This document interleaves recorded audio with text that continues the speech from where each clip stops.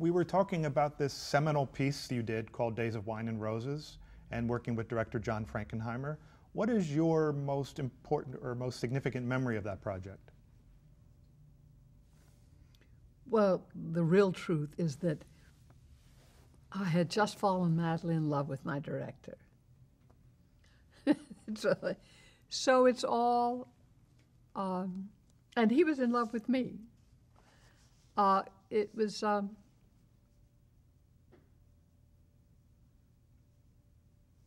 labor of love, I guess. I think we both worked very well. I thought he was a terrific director, and I loved that he made us work so hard. There was, during rehearsal, during one of the drunken scenes, I found my way down to the floor, and that would have really stymied an ordinary director. But he built a platform to play the whole scene on, so that the camera could get down low and see our faces. You trusted him as a director? Oh, absolutely, absolutely. And you knew him prior to this project? Well, we'd done a show before, and we had been friends.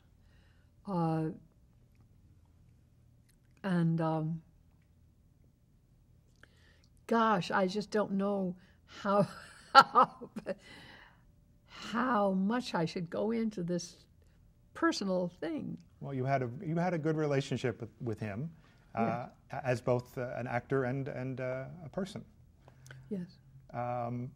Why do you think the project was so well received? I think we were good. I had gotten out of the habit of reading reviews because they had been so cruel, and well-deserved when I was at Universal, and I just stopped reading them. But after Days of Wine and Roses, I flew to New York the next morning to catch the closing performance of the play I'd been fired from. And I went backstage, and the cast were so happy to see me, and they had watched the show backstage on a set that they had, and they'd put up all of our great reviews, including the New York Times, and they insisted that I at least read that one, and I did, and it was good? Yes, it was wonderful, yeah, for all of us. When you complete the live presentation, do you know that night, do you know to yourself that was a good performance? Yes. And you give yourself that? I knew it was good. I don't always, but I knew it was. Working with Cliff Robertson, what was that like? It was interesting because Cliff is a very good actor, but during rehearsals, he just wouldn't play with me, make no real contact with me, just withheld himself. And that was new to you? That doesn't happen? Yeah, and there was no reason for that. And I didn't know that they almost fired him because they were unhappy with his work. But they didn't, and that's good, because just before the Air performance, I just sort of looked at him, and I just willed him to play with me. And he did. Now, I mean, maybe that's the way he likes to work, to withhold himself until he has to play. But it's too bad, because an actor likes to be able to have a fuller experience than that with their fellow actor. But he was wonderful. He was terrific in it. And I still don't know why he did that. But you felt the connection was there, though, during the live show? During the actual live show. It's the first time he looked at me and really looked in my eyes, and I knew he was really seeing me and not something in the back of his mind. You went on to work with Paul Newman, famously in The Hustler? Yes. What was that experience like? What was it like to get back into doing a film after doing so much television?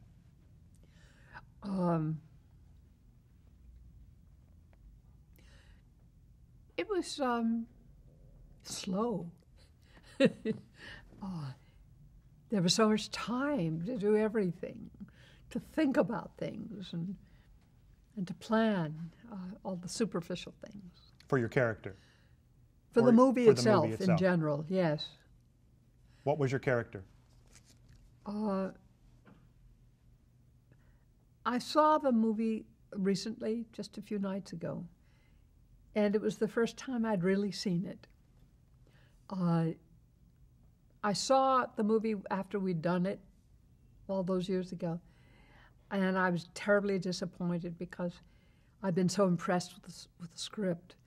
I sort of shot it in my mind's eye, and I saw the scenes. And then when I actually saw the movie, and I'd gone through a period of, throwing that out. I didn't think of myself as the director. I was very subjective as the actor. But I was so stunned, so surprised when I saw the finished movie. It was so different from what I had imagined it was going to be. Mm. And it really threw me, and I was terribly disappointed. But the making of the film itself and working with Paul Newman? Oh, no. That was not disappointing. The finished product. So when I saw it the other night, it was really the first time I'd seen it that I was very touched by Paul and by the character that I was all those many years ago. And it was my character. You asked me what I was playing. I didn't really know what I was playing. I think a lot of it was instinct. She was very complex, and I had a very complex life at that time. And somebody asked me if I had written a backstory for the characters. Some actors do. I didn't do that. I was using myself a lot.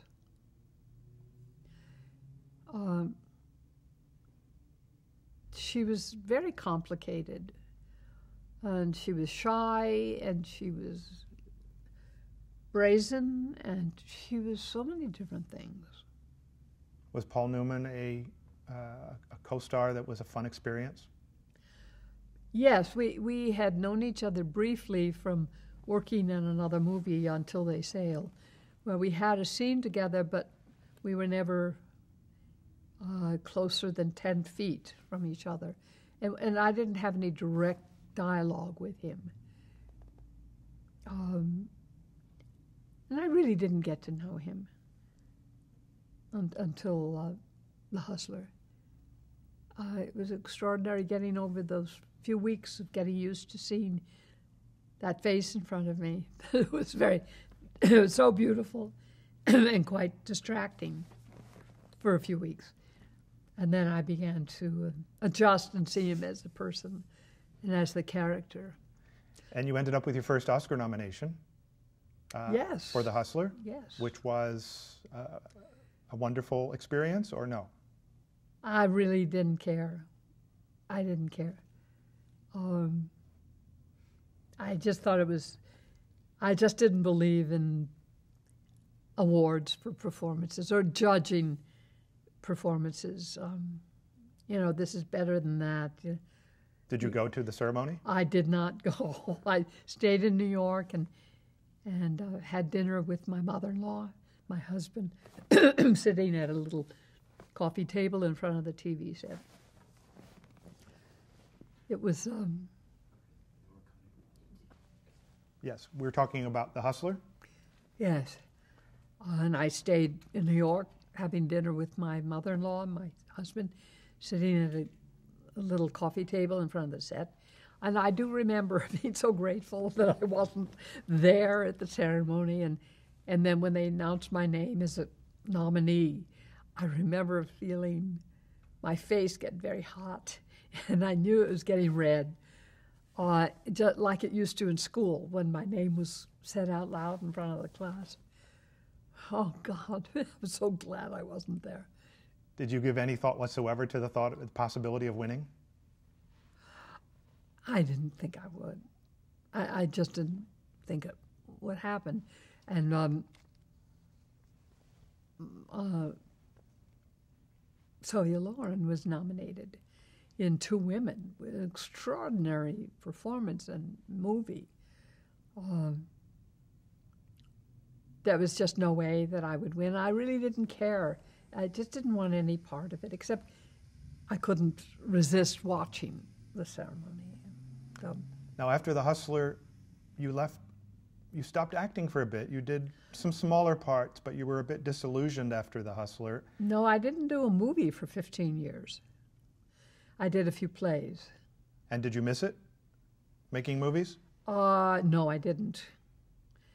I didn't. I had gone back to art school. I went to the Art Students League in New York, and I studying and refreshing my hand and eye, and started a sculpture class. I'd never seen stone carved before, and I was really enamored and became a serious carver, which was a natural thing out of my love for stones, rocks, and minerals that I had. I had another life for a long time, and I did do a few plays. But you didn't miss your former life? No, I did Glass Menagerie on Broadway and enjoyed that a lot.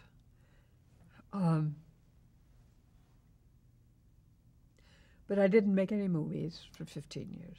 When you returned in a big way with the movie Carrie, playing Sissy Spacek's mother, Margaret White. How did you come to get that movie? Well, I was astonished that my old agent, who was no longer my agent, called and said, "I have a script I'd like to send you." And a script? What? And she sent it to me, and I read it, and I didn't much care for it. And I told my ex-husband that night that I thought it was a comedy and it was not very good. Oh, no. I thought it was just stupid. And he said, well, Brian De Palma has a comedic approach to often with his movies. And I thought, well, I misread it, and I read it again, and I thought, well, it's a satire of some sort. And on the basis of that, I went to meet with him in the city.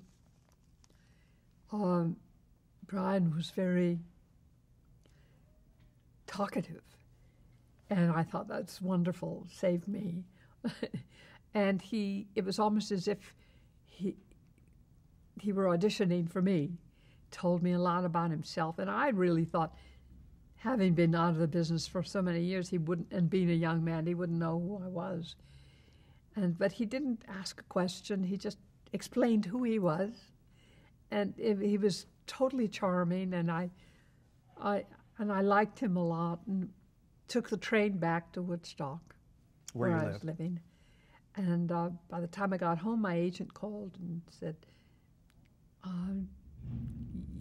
"Brian liked you very much, and he'd like you to do the movie." Did you still have confidence as an actress? You know, those things don't change, really. Not really. It's different for the theater, because when I'd done a play like with a 5-year period in between, there was a lot of anxiety, especially when I had long, long monologues to memorize. But the movie thing was very different. I had been shooting for a day or so when I finally started it. And it suddenly occurred to me that I hadn't made a movie in 15 years.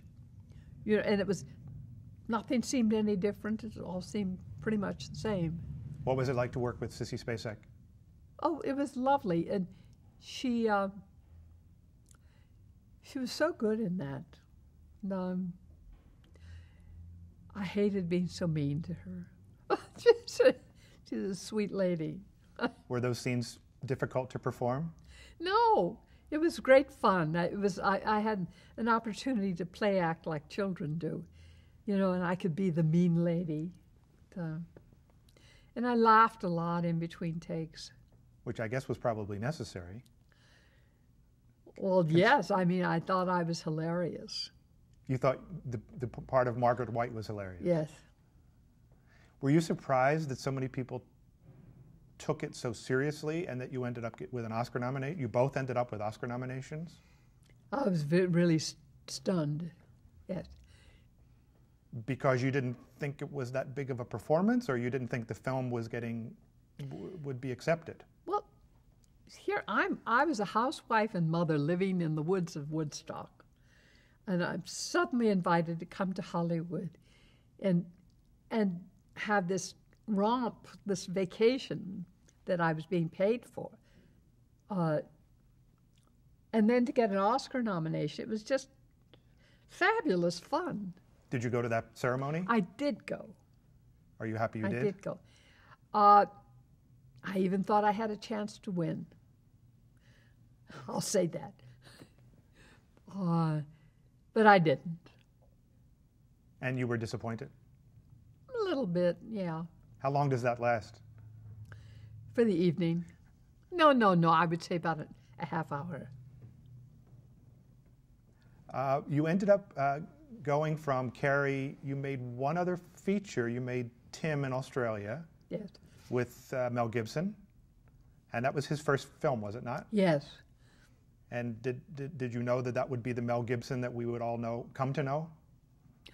Not the one that we know as of this past year. But I knew he would be a star. I mean, he had to be. He was gifted. He was really good. He was gorgeous. And he was serious and decent.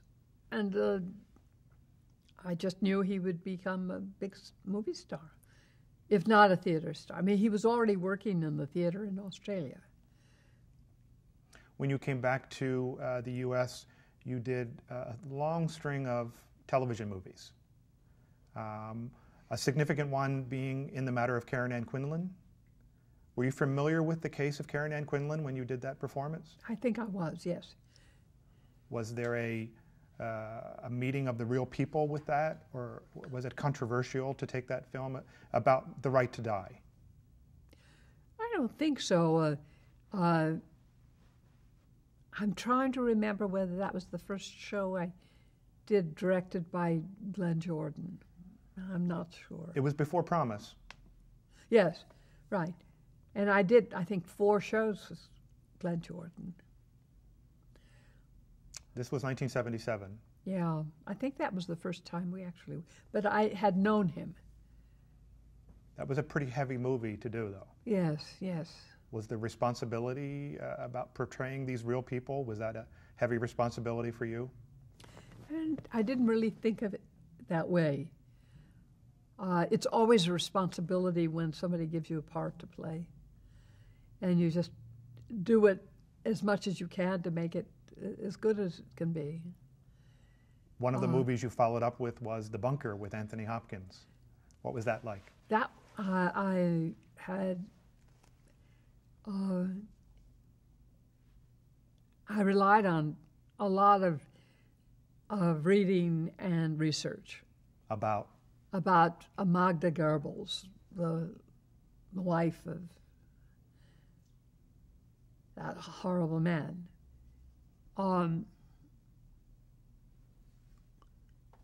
It was, I love doing that kind of research. Is there trepidation involved in taking a role, that kind of role? No.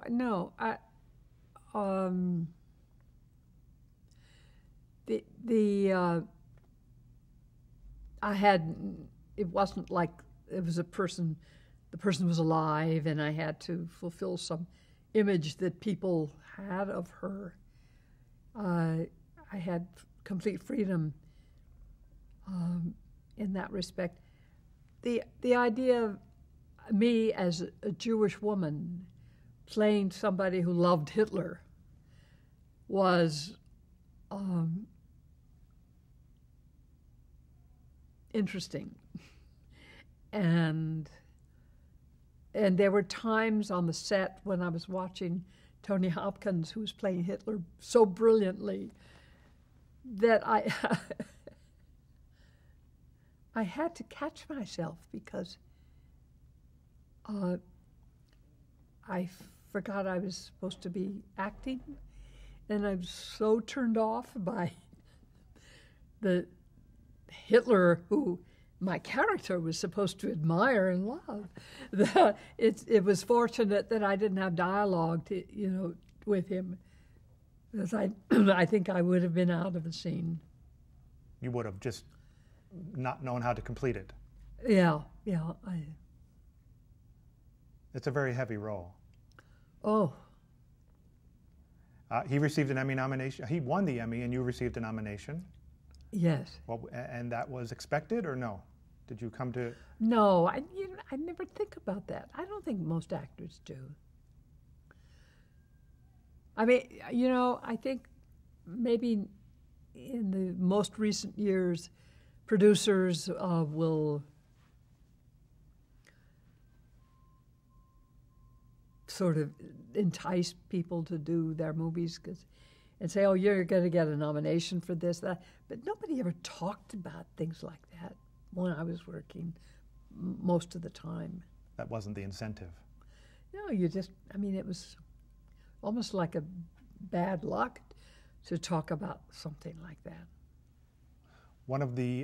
You went on to star in one of the biggest miniseries that was ever done, which was The Thornbirds.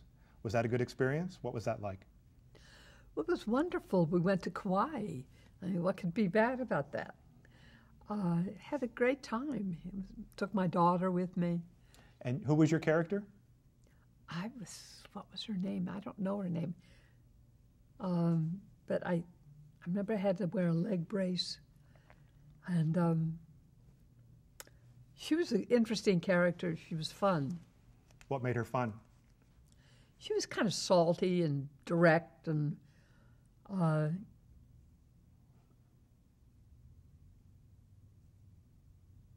at a time in the story where I think it needed that, somebody like that. As you were all working on it, were you aware of what a big thing it would be? What a TV movement it was about to become? Well, the book itself, The Thornbirds, was very, very popular. It was an important book. So, it gave a lot of actors work. What was it like working with that cast? Does anybody stand out? Well, Earl Holliman played my husband, and we became very good friends, and he's still a friend.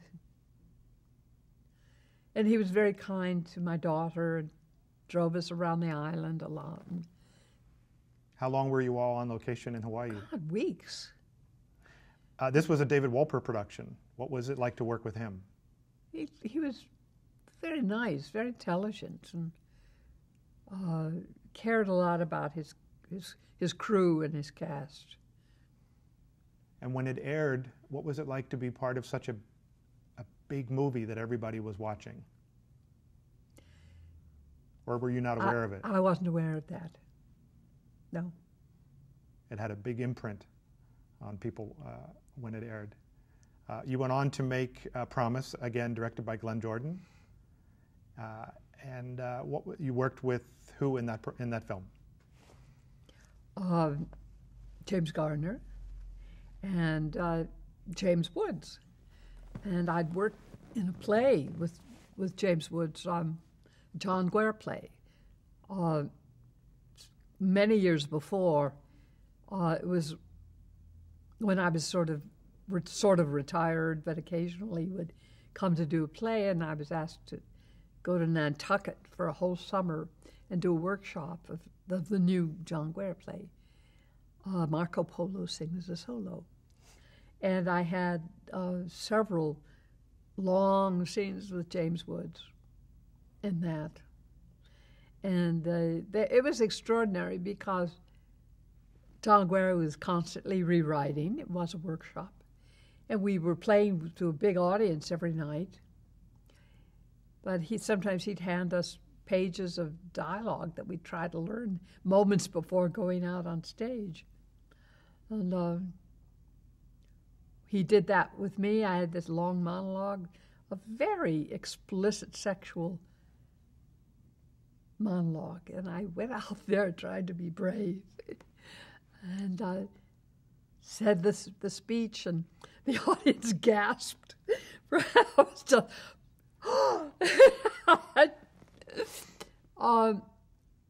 and then one night he gave James a new monologue, but nobody knew about it, and certainly not me. And we opened the play, the two of us on stage in hospital beds, facing the audience. He says something, I say something, and we go back and forth. And then suddenly James started talking about something that had nothing to do with the play or with his own life. I thought, he's out of his mind. And he kept talking and talking. What'll I do? I can't leave him on stage, if he's having a breakdown. And so I just sort of stuck it out. And then suddenly I heard a line that was familiar. And that was John Guare giving, new material. Did you sense in James Woods that this would be the big actor he would become? Did you? Oh, yes. He was brilliant. In the mornings before we'd even start rehearsals, he would go through this stand-up routine about something that had happened on the way to the rehearsal. And he would riff as long as the director would give him the time to do it. Just on and on and on. It was funny and brilliant, and all those things that you see in his work. What part in the movie, what part in Promise did he play to your part? What were your roles? He played the psychotic brother of the man I'm in love with, James Garner. James has made this promise to his parents that he'll always take care of his brother. And the father dies, and now Gardner has to become the guardian of his brother and live with him. And it was a wonderful show. It was well received. Oh. Many Emmy Awards. Yes. Including for you. Yes.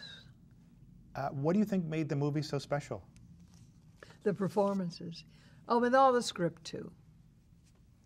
It was a brilliant script, and the parts were wonderful, and we did good work. We worked hard, and Glenn Jordan is a fine director. And it was a story that apparently spoke to people. Yes. Now, as much as you're not big on awards, did you finally give yourself permission to enjoy winning one? Well, yes and no. I wasn't there. But it was fun. I was out doing a play. I was doing a one-person play about Zelda Fitzgerald. Did you think about going, or you just couldn't? No, I wouldn't. No, I wouldn't leave the performance to do. I was somewhere in the Midwest, I think. And I did make the phone call they asked you to do, just in case, if you should win. For the Hustler, I called Joanne Woodward and said, would you be there, just in case? And she said, yes, of course, darling.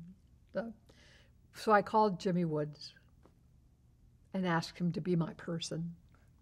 And so I was having dinner in my hotel room with my stage manager and his assistant, and we were watching the show.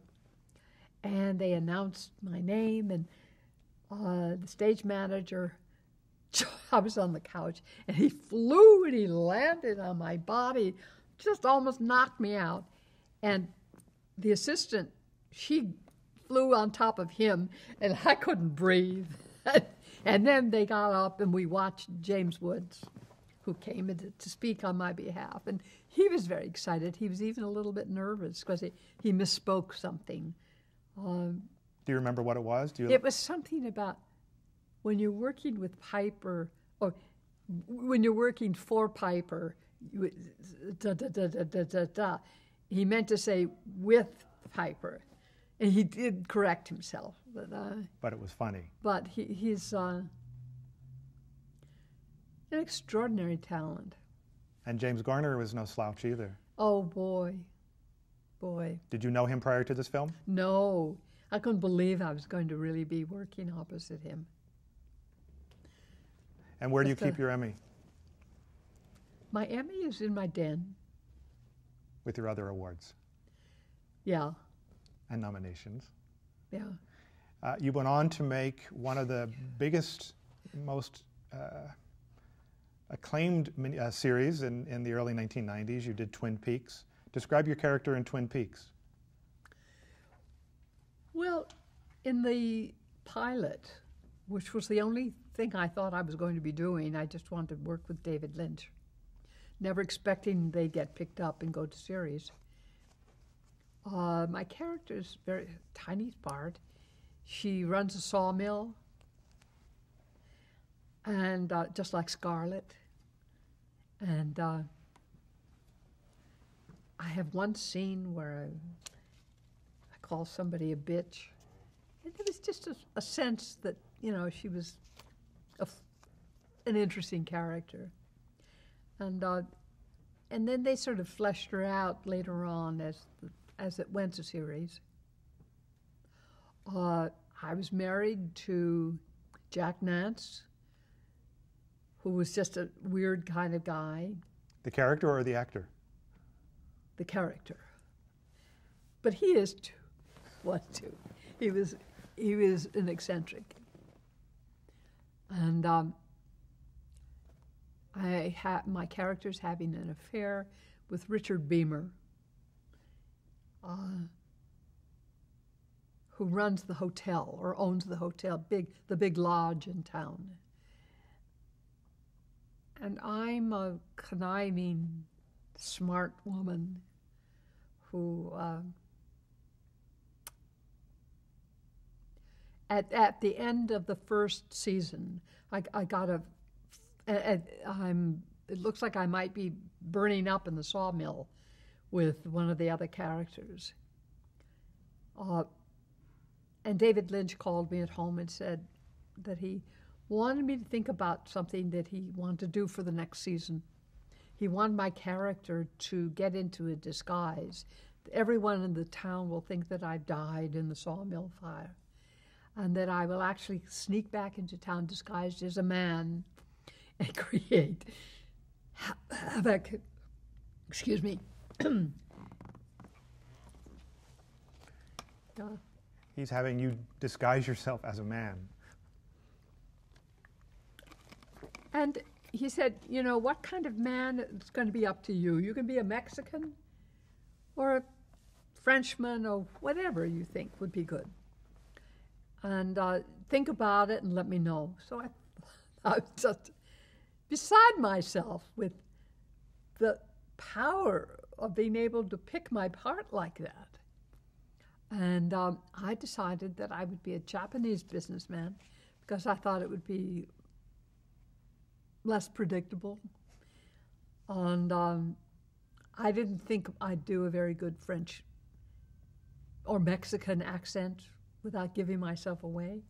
And I could hide myself more as a Japanese person who didn't speak English. And so that's what I did. Yeah. And the fellow who was working as my assistant, who happened to be Japanese, and the brother to Mark Frost's assistant, Paula, was very helpful. Anyway, after we started to shoot, David Lynch decided that it would be good if my assistant played my assistant in the movie. And that was very good because on the set we would have these confabs. And you know, we had a new director for almost every show that we did, and I took the opportunity to play out my yearning to be Harpo Marx.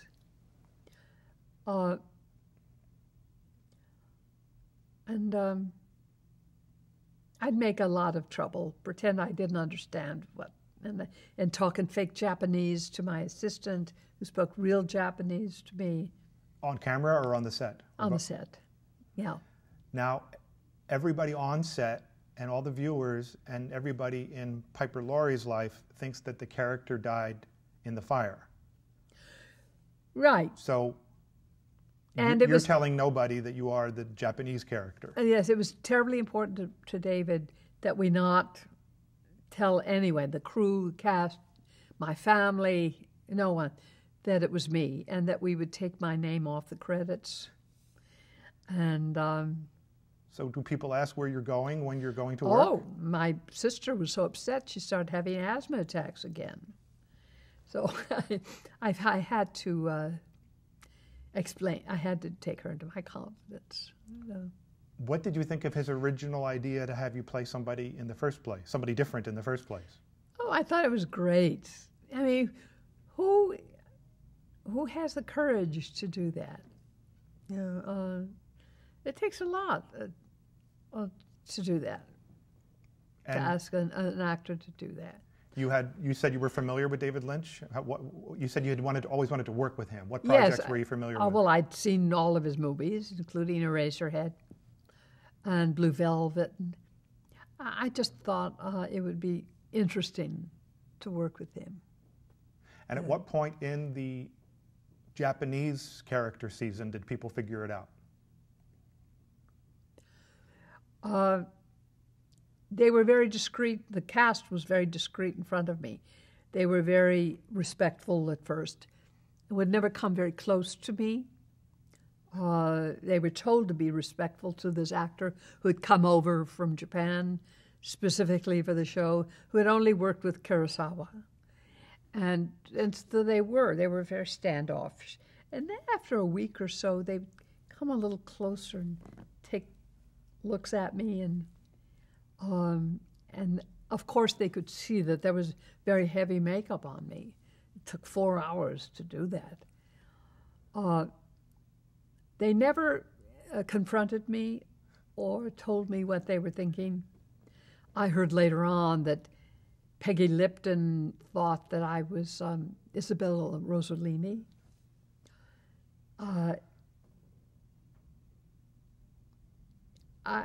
No one ever really acknowledged it to my face, if they knew that something was up. And from the audience's point of view, a few discerning people told me afterwards that they saw my hands, and they didn't have enough in the budget to have fake hands made for me. So we didn't do anything about that. This was your first. Carrie, the movie, ended up having a bit of a cult appeal, but this was a big cult series, Twin Peaks. Yes, What was that experience like, dealing with fans of such a cult variety? Well, I thought it was nice. I mean, everyone seemed to have such a lot of fun, besides the actors. They enjoyed having those little get-togethers in the morning after the show. Were you stopped on the street?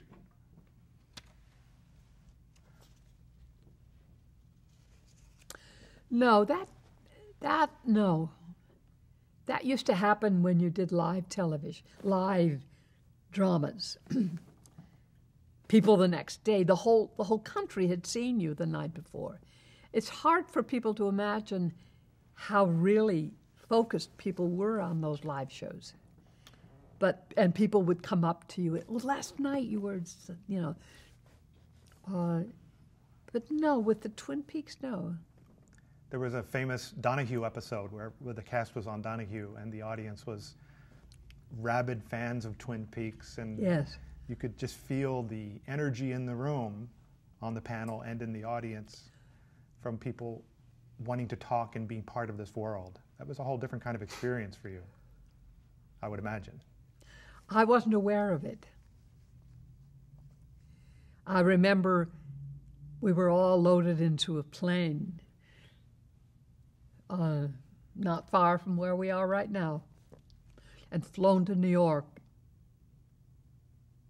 and put up there for a few days and did the Donahue show. And I remember on the plane, it was interesting life experience. Some of the young actors were pretty full of themselves by then. Yes. We skipped over one other important series you did prior to Twin Peaks, though. We skipped over the Carl Malden show, Skag. Where did that come from? How did you end up taking that role? I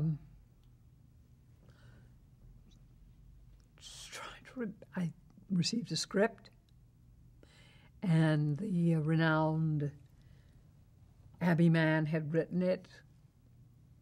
Well, very well-known writer. And Judgment at Nuremberg. Carl Malden, who's a fabulous actor, was going to play my husband. And I met with Abby Mann, and trying to remember when I first met Carl Malden. I think it was probably in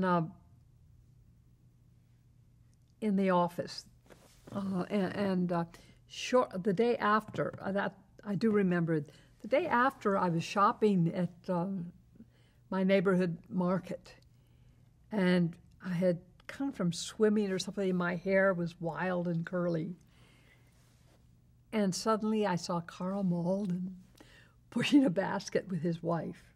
Turned out to be his wife. Oh, I can't let him. He'll think I've transformed and I'm not the person they thought they liked. I hid myself in the market. Never talked to Carl Malden in the market? Not that day, no. Did you ever tell him that story? I don't think I ever did. What was the experience of the series like? It didn't last too long. No, it was very confusing because Abby Mann wrote some of the scripts, and he hired other good writers to write some of them. And they were all of different lengths, sometimes an hour, sometimes 2 hours. And they would put them on at different times. So no one knew when to look for it. So an audience gets lost when you do that too many times. Were you yourself happy with the show? They were...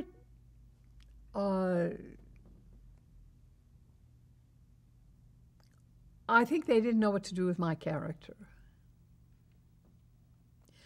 And Abby Mann decided that he didn't like the way I looked.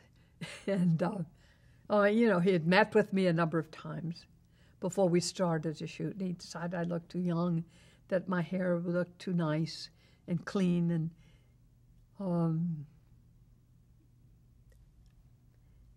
he made a scene on the set. About your appearance? Yeah. And I had fortunately gotten to the point in my life where I could handle it. So, talk back, you mean? Pardon? Speak back, defend yourself? Yes. Yeah. You went on to get another Emmy nomination for a rather memorable 3-episode arc of St. Elsewhere. Do you remember what that experience was like? I remember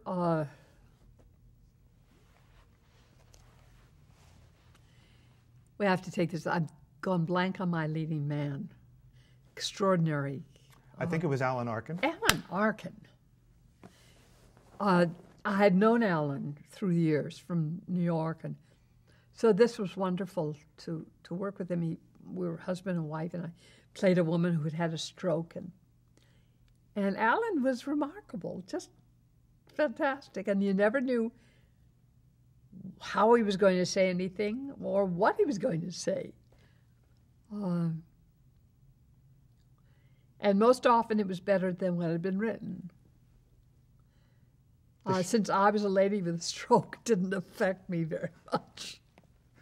Were you familiar with St. Elsewhere as a series? Yes, yeah. And I think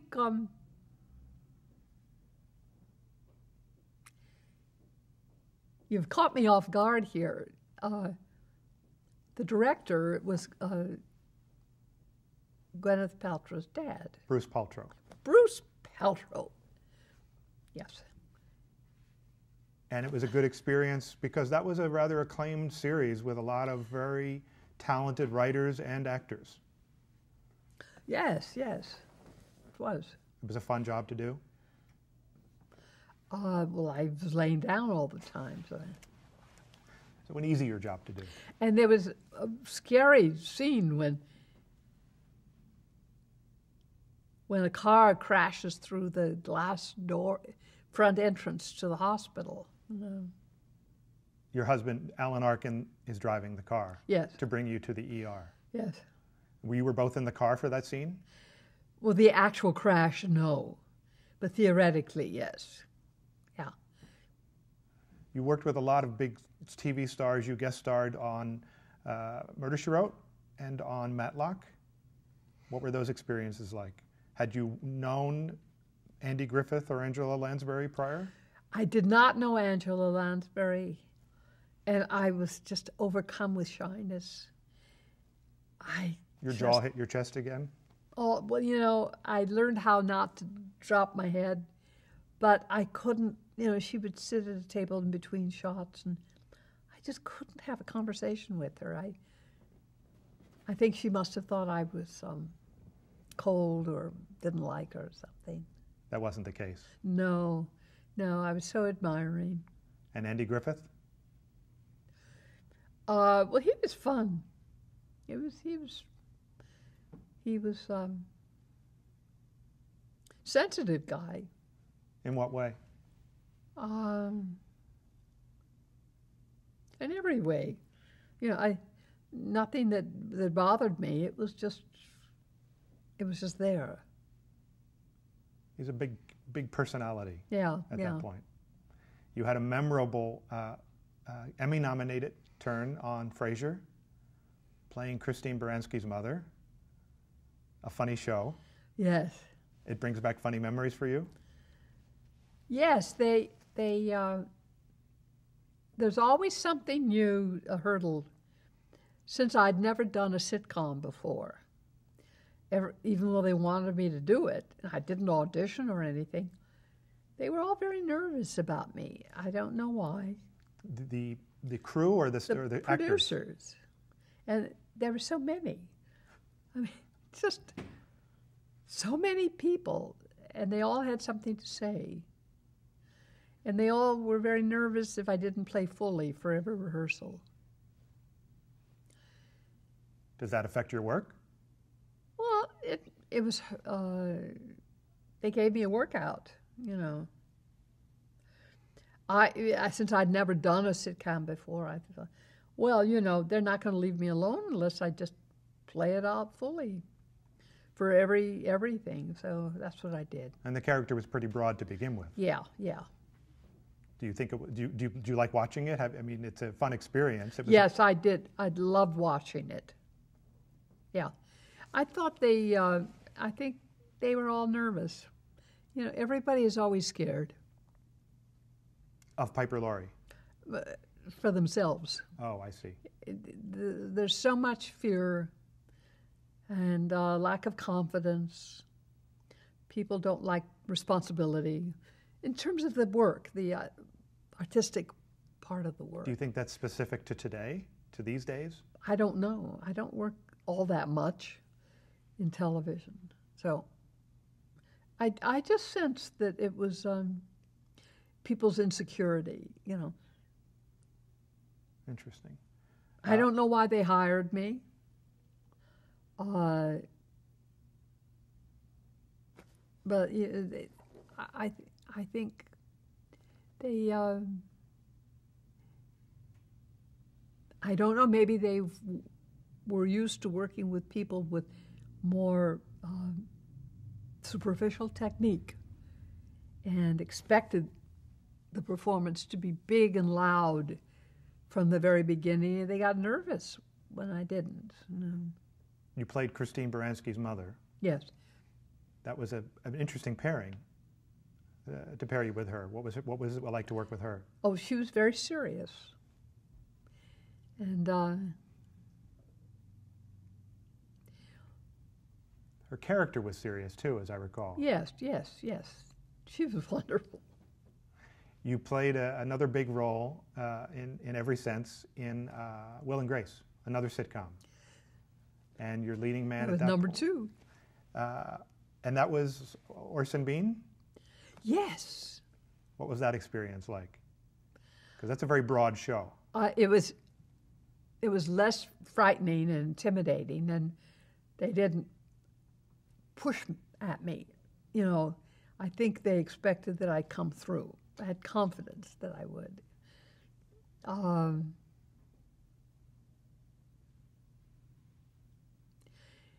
But that, you know, I understand that there was a part in that show, and they had an actor hired to play that character. And that person showed up and decided after the first table read that didn't want to do the show. He was a star. And he didn't think he wanted to be in it. That part wasn't interesting or big enough or something. And so the next day at rehearsal, another actor appeared. And then the next rehearsal, another actor. And then we did the show with an audience. And then they let the actor go home. And they cut his part out completely. And they taped a few little things to cover it up. And does anyone explain to you what's going on? Well,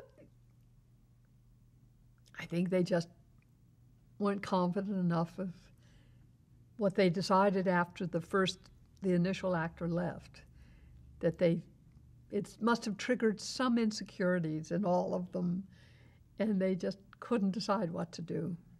But that's such a new and peculiar kind of thing. I'd never experienced that. The manipulation in that format that can happen.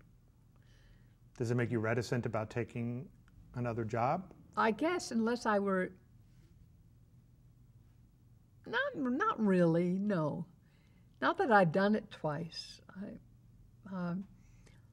It's scary for all those people, the writers, producers, you know, they want insurance.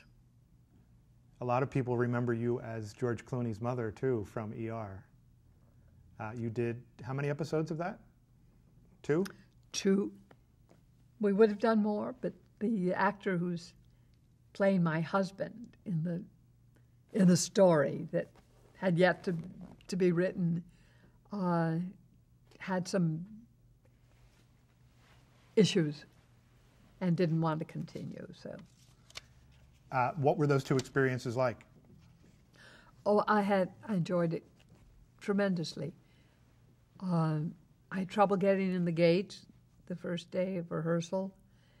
At Warner Brothers? Yes. It used to be very casual. And the guys used to know me, but now I was a new face. And I don't carry photo ID for my professional name. So that delayed my arrival a bit. And then ultimately I loved working with George Clooney. He was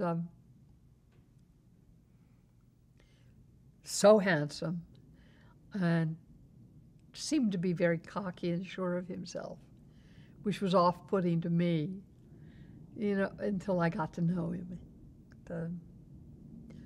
But he's a very gifted man.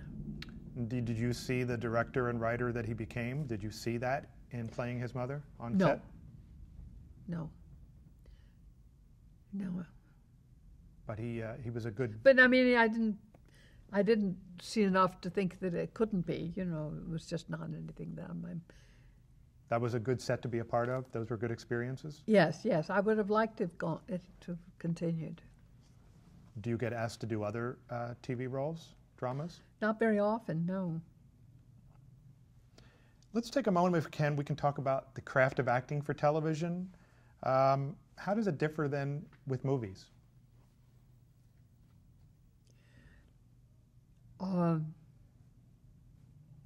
Well, for the sitcoms, that's quite different. I mean, there's so many bosses. There's so many people who seem to be running the show.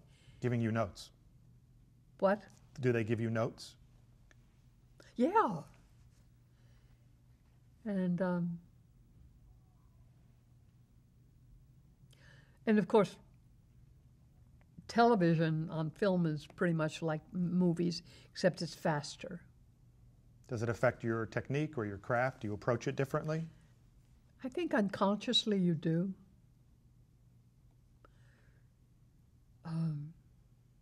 What do you think you modulate? I'm not terribly aware of how differently I pace myself, or I try to work as deeply as possible with all of them. But Has your acting style changed over the years? I think my approach to the work changes from show to show, or character to character. And